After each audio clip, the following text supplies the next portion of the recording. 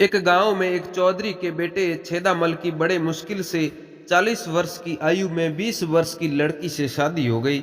शादी के बाद छेदामल जी दुल्हन को घर ले आए, किंतु दुल्हन छेदामल के बारे में कुछ भी नहीं जानती थी, यहाँ तक कि उसका नाम भी नहीं जानती। और अगले दिन दुल्हन घूंघट लटकाए शर्माई हुई बैठी थी और मुंह दिखाई की रस्म शुरू हो गई।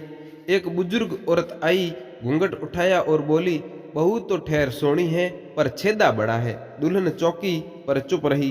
दूसरी औरत आई, घूंघट उठाया और बोली, बहू तो सोनी है पर छेदा बड़ा है।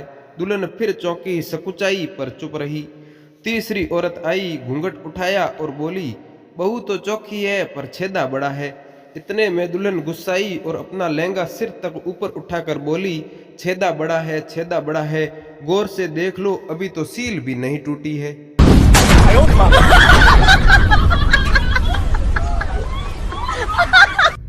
ऐसे ही मजेदार जोक्स देखने के लिए हमारे चैनल एनएम स्टूडियो को सब्सक्राइब करके नोटिफिकेशन को भी ऑल पर जरूर सेट कर दीजिए, ताकि आने वाले नए नए वीडियो की नोटिफिकेशन आपको मिलती रहे। दिल्ली की एक आंटी की 3 लड़कियां थी। सौभाग्य से तीनों की शादी 1 महीने में हो गई। माँ ने बेटियों को कहा कि सुहाग रात का अनुभव कोड वर्ड में मैसेज कर देना। 1 हफ्ते बाद पहली लड़की का मैसेज आया, नेस्कैफे। अगले हफ्ते दूसरी लड़की का मैसेज आया, विल्स। समझदार माँ ने नेस्कैफे का डिब्बा लिया, जिस पर लिखा था अंतिम बूंद तक मजेदार। फिर उसने विल्स का पैकेट देखा तो उस पर लिखा था एक्स्ट्रा लॉन्ग, किंग साइज। माँ खुशी से गदगद हो गई। अगले हफ्ते तीसरी लड़की का मैसेज आया, इंडिगो दिल्ली टू हैदराबाद।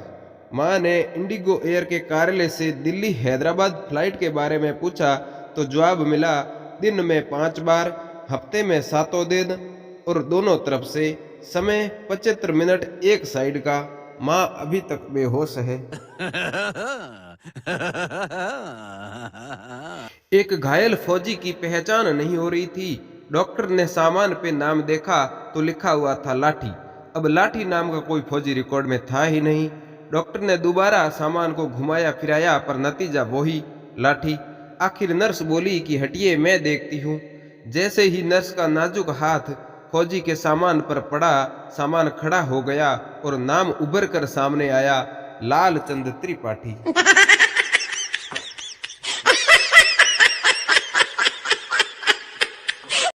सुहाग रात पे पति बीवी पर चढ़ा तो बीवी हंसने लग गई।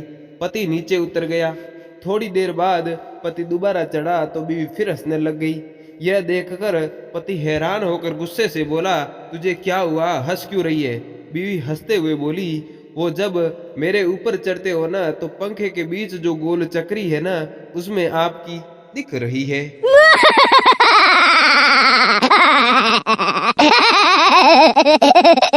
Kala ko please